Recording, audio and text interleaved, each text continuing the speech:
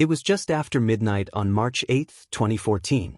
A Boeing 777 lifted off the runway of the Kuala International Airport, bound for Beijing.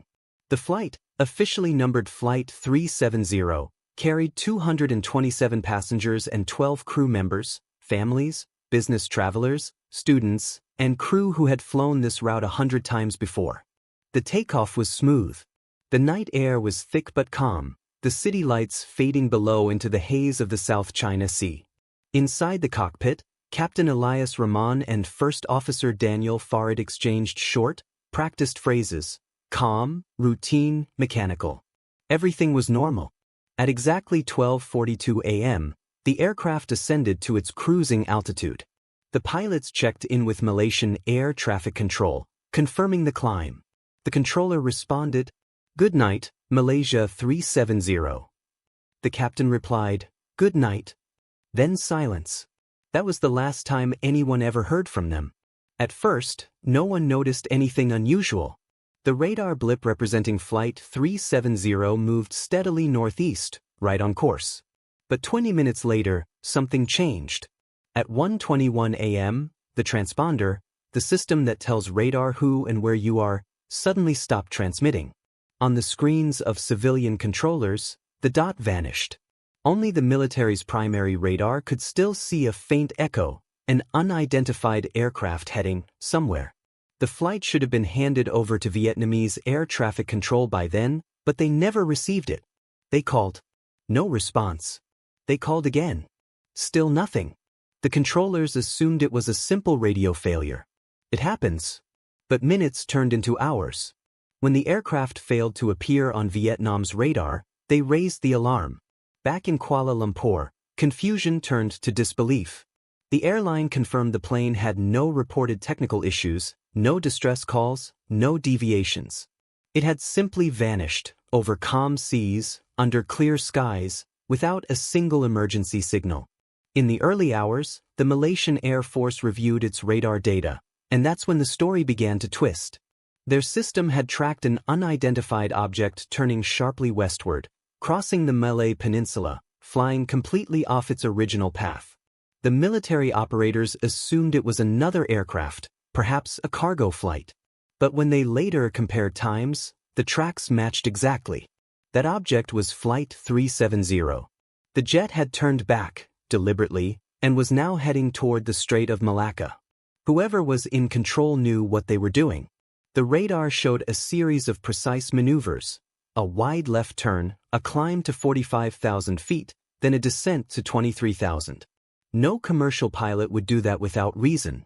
And yet, the cockpit remained silent. No mayday, no call, no code. By 2:22 a.m., the military radar lost contact completely. The aircraft was last seen disappearing into the darkness over the Andaman Sea. It was only later that investigators discovered something chilling. Even after all communication had been cut, the satellite link on the plane's communication system was still quietly alive. Every hour or so, the aircraft's onboard computer exchanged tiny digital handshakes with a satellite high above the Indian Ocean. No location data. No voice. Just proof that it was still out there, flying. The last handshake came at 8:19 in the morning, nearly 8 hours after the flight had vanished from radar. The world woke up to headlines that sounded impossible. A passenger jet disappears midair. Flight 370 missing with 239 on board. Air traffic experts, pilots, journalists, no one could believe it. In an era of constant GPS tracking and satellite communication, a Boeing 777 simply could not vanish. And yet it had. Search planes were launched over the South China Sea first. Nothing. Then the focus shifted west, toward the Strait of Malacca. Nothing again. Finally, the satellites pointed further south, into one of the most remote and hostile regions on Earth, the southern Indian Ocean. A place sailors called the Roaring Forties: endless gray waves, screaming winds, and depths of over 7,000 meters. If the aircraft had gone down there, the ocean could have swallowed it whole. In the days that followed, more than 20 countries joined the search. Ships, submarines, satellites, the largest multinational operation in aviation history. But there was nothing to find. No wreckage. No oil slick. No signal from the black boxes that should have begun transmitting upon impact. The disappearance of Flight 370 became more than a tragedy. It became a mystery that defied logic, a modern ghost story written across the skies. Even years later, only fragments washed ashore, a wing flap found on a distant island, a torn panel on an African beach, carried thousands of miles by the currents. And yet the question remained, where did the rest of it go? That night, the night the sky went silent, marked the beginning of one of the greatest enigmas of our time. A plane vanishes. 239 souls gone without a trace. A mystery written not in the stars, but in the static between them. Morning came, but the light brought no answers. In the control centers of Kuala Lumpur, Singapore, and Bangkok, monitors still blinked with an empty sky. The line that had once marked Flight 370's path now ended in nothing. Families began arriving at the airports, tired, confused, clutching passports and phones. Maybe they landed somewhere else, someone said. It's a radar glitch, said another. No one wanted to speak the word everyone feared. Inside a small, crowded briefing room, the airline held its first press conference. A man in a suit read from a statement, his voice dry and formal. We have lost contact with Flight 370. And then, almost as an afterthought, search and rescue operations are underway. The words meant nothing. They were placeholders for hope. By midday, the search had become chaos. Military aircraft swept the South China Sea in tight patterns. Coast Guard ships reported every floating object they saw, fishing buoys, containers, seaweed, all mistaken for wreckage. Satellite images flooded in from around the world, each showing white dots on blue water. None of them were a plane. But by the third day, data from the Malaysian military radar was released, and suddenly, the story changed. The plane had not crashed in the South China Sea at all. It had crossed the entire Malaysian peninsula, turned northwest, and then out over the Andaman Sea. That meant one thing: someone had flown it there. The question was, who? Investigators began dissecting every possible explanation. Theory 1. A catastrophic mechanical failure. Maybe a fire. Maybe decompression. Maybe the crew lost consciousness, and the aircraft continued on autopilot until fuel ran out. Plausible, but it didn't fit. A fire powerful enough to knock out communications would have destroyed the plane long before those satellite pings hours later. Besides, what about the deliberate turn westward? That wasn't a random drift. It was precise. Theory 2. A hijacking. Early headlines screamed it. Terrorism suspected. But as passenger lists were checked, 2 Iranian men using stolen passports turned out to be desperate migrants, not militants. No demands. No messages. No trace of anyone taking control. The cabin had been silent from the start. Theory 3. The unthinkable. One of the pilots, Captain Elias Rahman, was a veteran, 18,000 flight hours, a teacher, calm and precise. He was known for his patience, his humor, his love for flying. But investigators learned he had built a flight simulator at home. And in its data logs, a saved route eerily similar to the one Flight 370 took that night, over the Indian Ocean into emptiness. Coincidence? Or rehearsal? Colleagues refused to believe it. They described him as balanced, professional, incapable of such an act. And yet, the pattern fit too neatly to ignore. If Elias had done it, he had planned it. If he hadn't, then someone else in that cockpit had overridden everything, including fate itself. The deeper the investigation went, the stranger it became. All communication systems had been disabled manually, one by one, in the correct technical sequence. That couldn't happen by accident. Someone in the cockpit had switched them off. Even the plane's ACARS system, its automatic transmitter of position and maintenance data, had been shut down. That required specific knowledge and deliberate action. So whoever was flying after 1:21 a.m. knew exactly what they were doing. And that realization turned a tragedy into something darker. Weeks turned into months.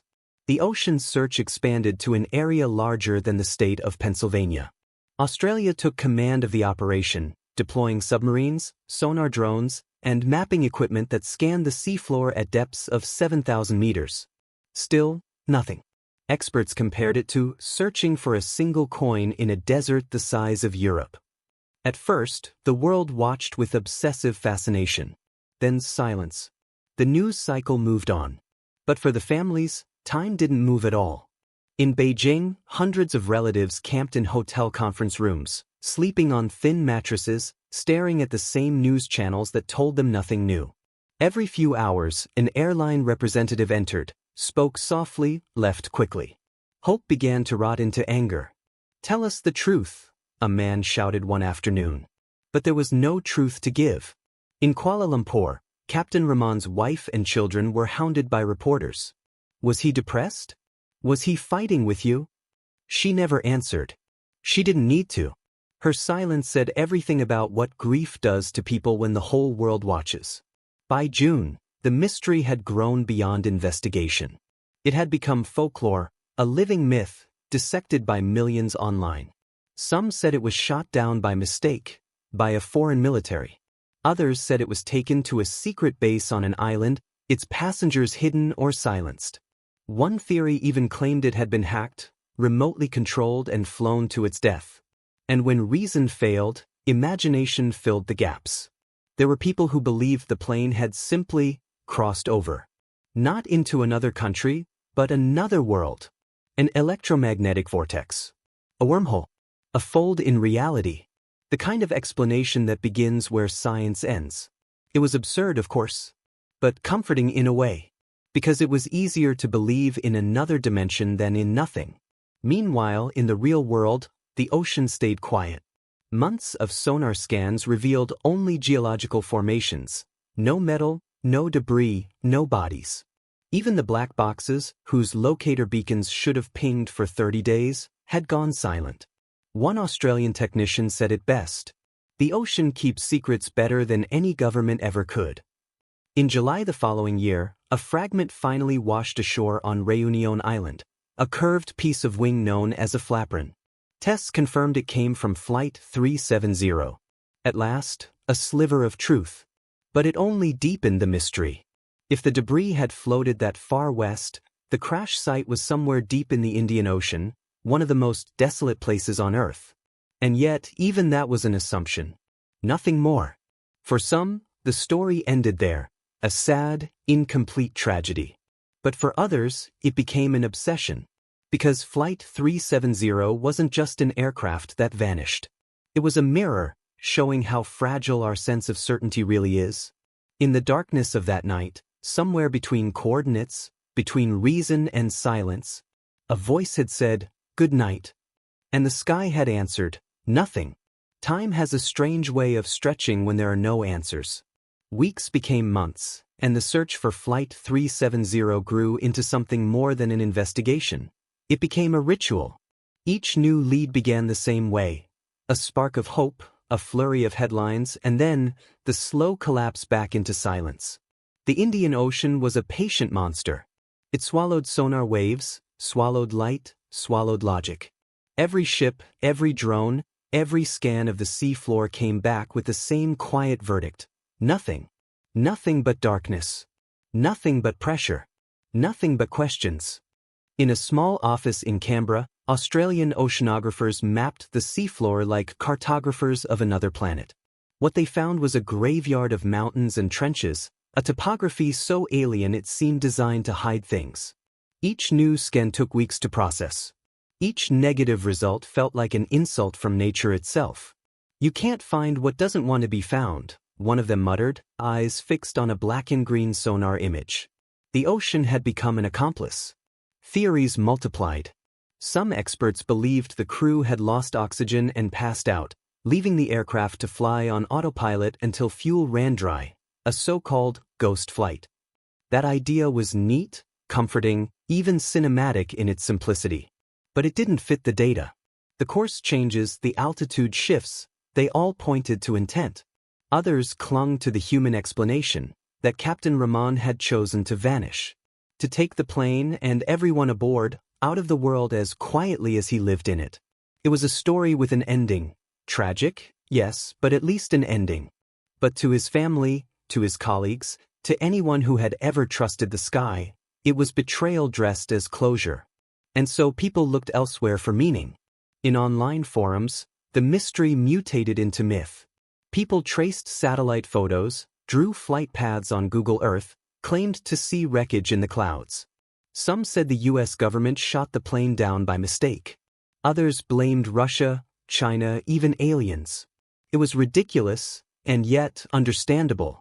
Because when faced with a hole in reality, the mind fills it with anything it can.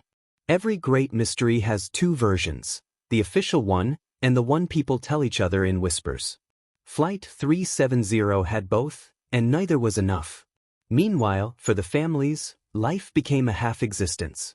In Beijing, the hotel where they had gathered was now a ghost building, hundreds of photographs taped to the walls, candles melted down to puddles.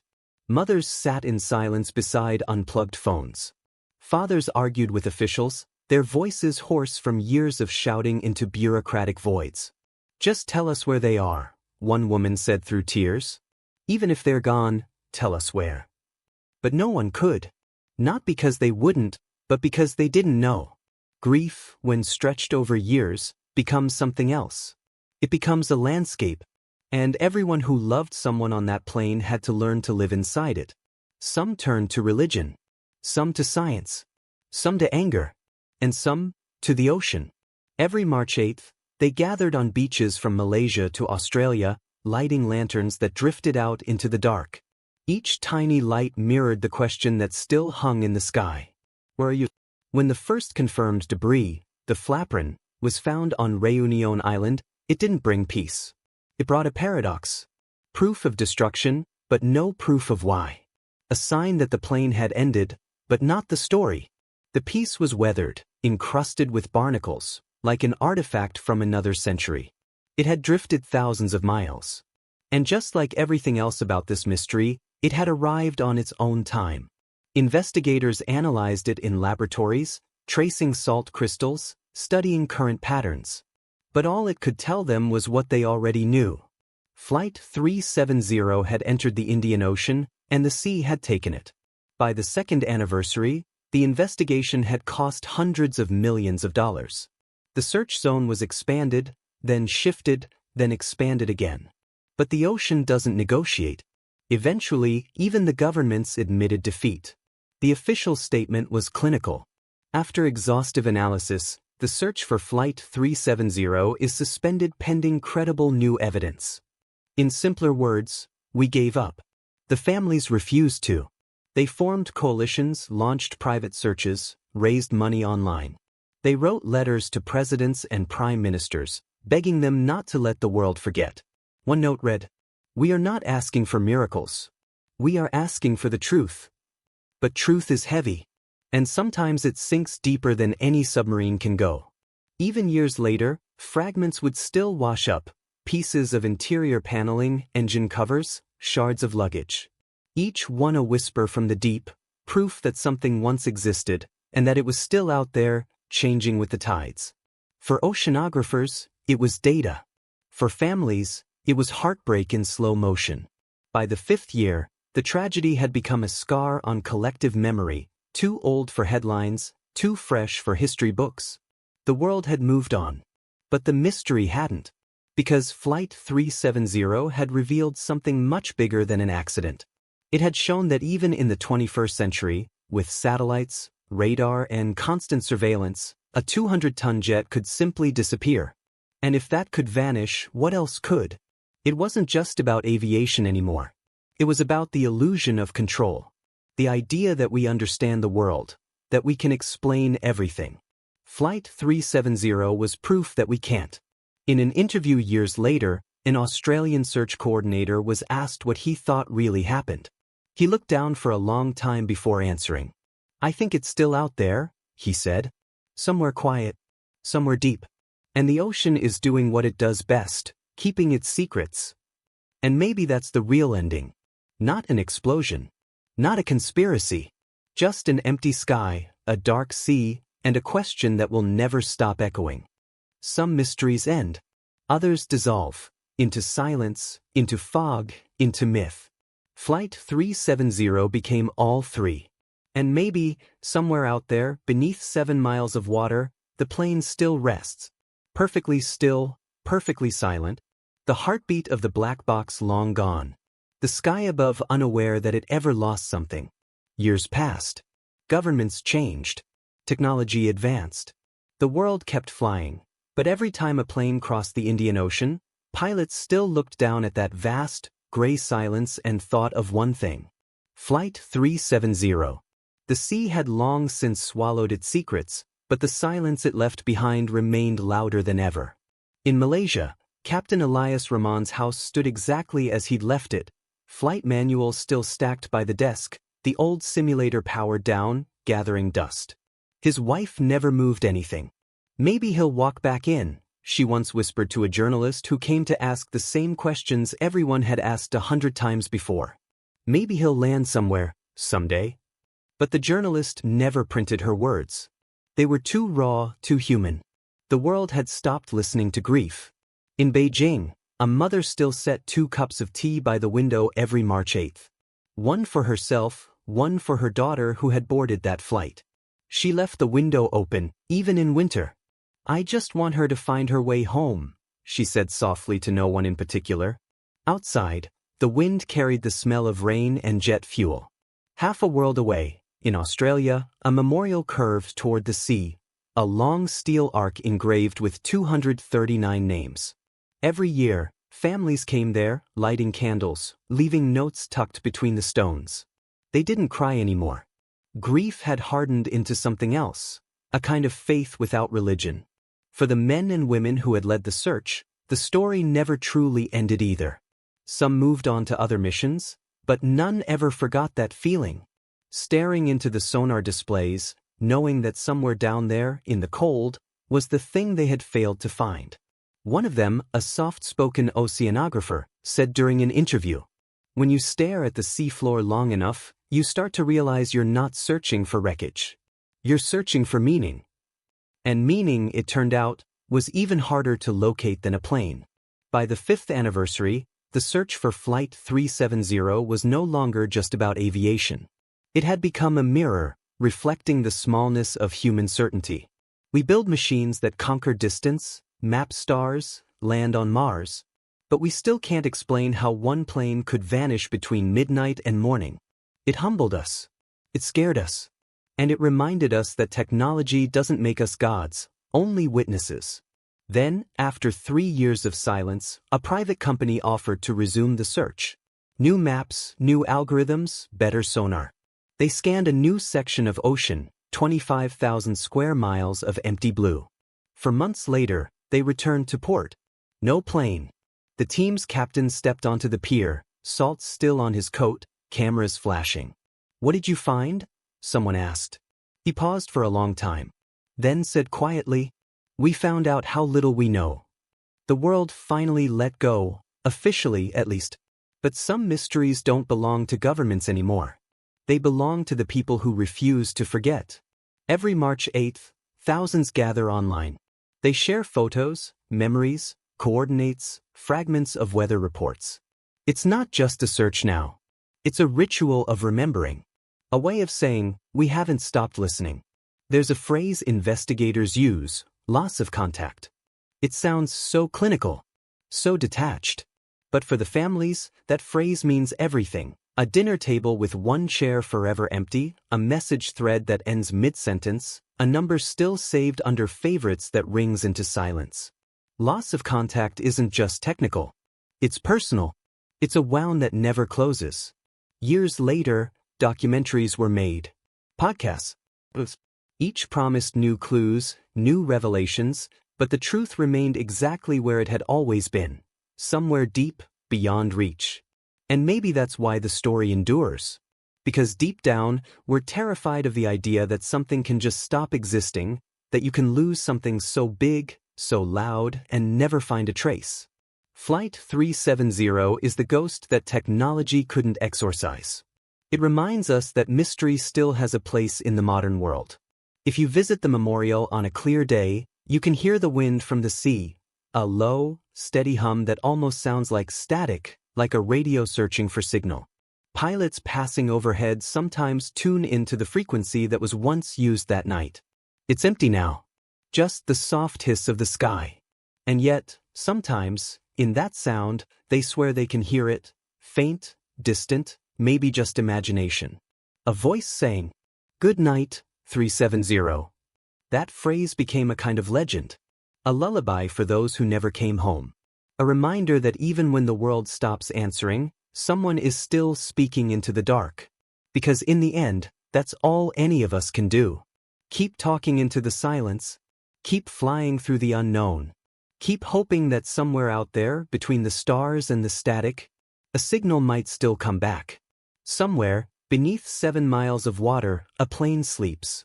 Above it, the sky keeps moving, unaware that it ever lost anything. And if you listen closely enough, the ocean still whispers its secret, the quietest echo in the loudest world. Good night, Flight 370. Wherever you are. If this story struck a chord with you and you want more, stay with us. Subscribe, leave a like, so you don't miss the moment when the next tale comes knocking at your door. And in the comments, write just one word that stuck with you tonight. It might become the seed of our next story.